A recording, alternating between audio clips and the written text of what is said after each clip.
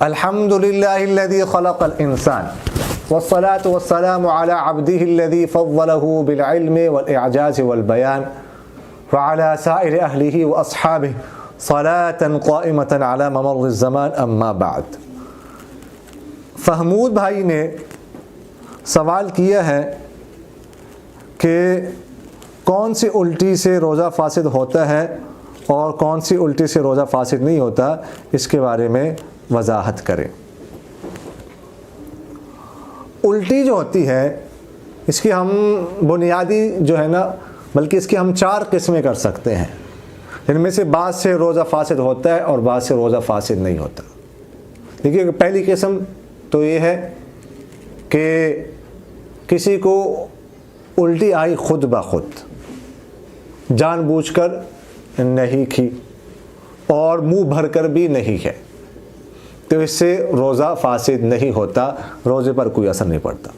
دوسری قسم یہ ہے کسی کو الٹی آ گئی خود بخود، منہ بھر کر ہے لیکن خود بخود آئی ہے، قصدن نہیں کی، اس سے بھی روزہ فاسد نہیں ہوتا، روزے پر کوئی اثر نہیں پڑتا۔ تیسری قسم یہ ہے کہ کسی نے الٹی کی ہے، جان بوجھ کر کی ہے لیکن منہ بھر کر نہیں ہے، اس سے بھی روزہ فاسد نہیں ہوتا۔ چوتھی قسم یہ ہے کہ کسی نے خود الٹی کی ہے، قصدن، جان بوجھ کر اور منہ بھر کر کی ہے، تو یہ جو چوتھی قسم ہے اس سے روزہ فاسد ہو جاتا ہے۔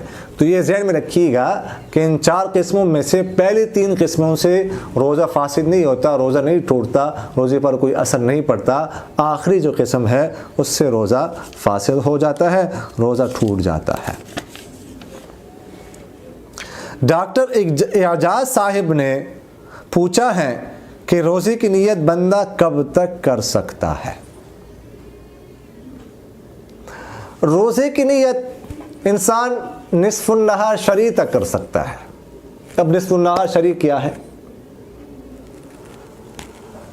دیکھیے گا، جب صبح صادق ہو جائے تو صبح صادق سے لے کر افطاری تک جتنا وقت ہوتا ہے ان کو ہم آدھا کر لیں گے۔ مثلا مثال کے طور پر آج کل کسی جگہ صبح صادق ہو رہی ہے 4:15 بجے اور افطاری جو ہے سورج غروب ہو رہا ہے مثال کے طور پر 6:40 پہ، ٹھیک ہے۔ اب یہ جو وقت ہے 5 6 7 8 9 10 11 12 ٹوٹل جو گھنٹے بنتے ہیں وہ بنتے ہیں 14 گھنٹے 25 منٹ، ٹھیک ہے جی۔ تو اب ان کو ہم آدھا کر لیں گے۔ 14 گھنٹے 25 منٹ کو ہم آدھا اگر کر لیتے ہیں تو آدھا جب ہم ان کو کریں گے تو کتنے ہو جائیں گے؟ 7 گھنٹے 12 منٹ 12 منٹ کر لو، 13 منٹ کر لو، 7 گھنٹے 13 منٹ۔ تو اب صبح صادق کے بعد جب 7 گھنٹے 13 منٹ ہو جائیں گے تو آدھا وقت جو ہو جائے گا، مثال کے طور پہ اگر آپ جو ہے نا وہ 4:15 سے ہم حساب کرتے ہیں، 5:15 6:15 7:15 8:15 9:15 10 11:15 اور 13 منٹ اور میرا، یعنی 11:28 پہ یہ آدھا وقت ہوگا۔ اس کو کہتے ہیں نصف النہار شرعی اور اس کو کہتے ہیں زحوہ کبریٰ۔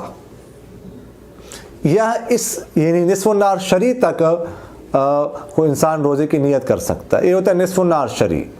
اور ایک ہوتا ہے نصف النہار عرفی۔ نصف النہار عرفی جو ہے وہ زوال کے وقت کو کہا جاتا ہے، اس کو نصف النہار عرفی کہتے ہیں۔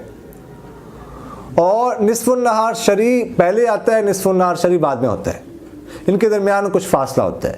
کتنا فاصلہ ہوتا ہے تو اس کے بارے میں علماء فرماتے، ماہرین فلکیات، کہ صبح صادق اور طلوع آفتاب کے درمیان جتنا وقت ہوتا ہے اس کو آدھا کریں گے تو یہ آدھا جو وقت ہے نصف النہار شرعی اور نصف النہار عرفی کے درمیان فیصلہ ہوتا ہے، یعنی یہ آدھے وقت پہلے نصف النہار شرعی ہو جاتا ہے، اس کے بعد نصف النہار عرفی ہوتا ہے۔ مثال کے طور پر اگر صبح صادق اور طلوع آفتاب کے درمیان 1.5 گھنٹے کا فاصلہ ہوتا ہے، ویسے عام طور پر بدلتا رہتا ہے، 1.5 گھنٹہ لگ بھگ آگے پیچھے ہوتا رہتا ہے، اگر اتنا ہو تو 1.5 گھنٹے کا آدھا جو ہے وہ 45 منٹ ہوگا.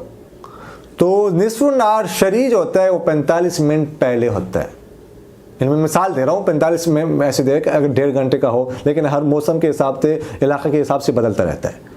تو جتنا بھی وقت ہو صبح صادق اور طلوع آفتاب کے درمیان، اس کا آدھا جو وقت ہے نا، اس کو آدھا کریں گے تو یہ نصف النہار شرعی اتنے آدھے وقت پہلے ہوتا ہے اور نصف النہار اس کے اور پھر اس کے بعد ہوتا ہے. تو نصف النہار شرعی، جس کو زحمہ کبریٰ بھی کہا جاتا ہے، اس وقت تک روزے کی نیت جو ہے وہ کی جا سکتی ہے رمضان مبارک میں.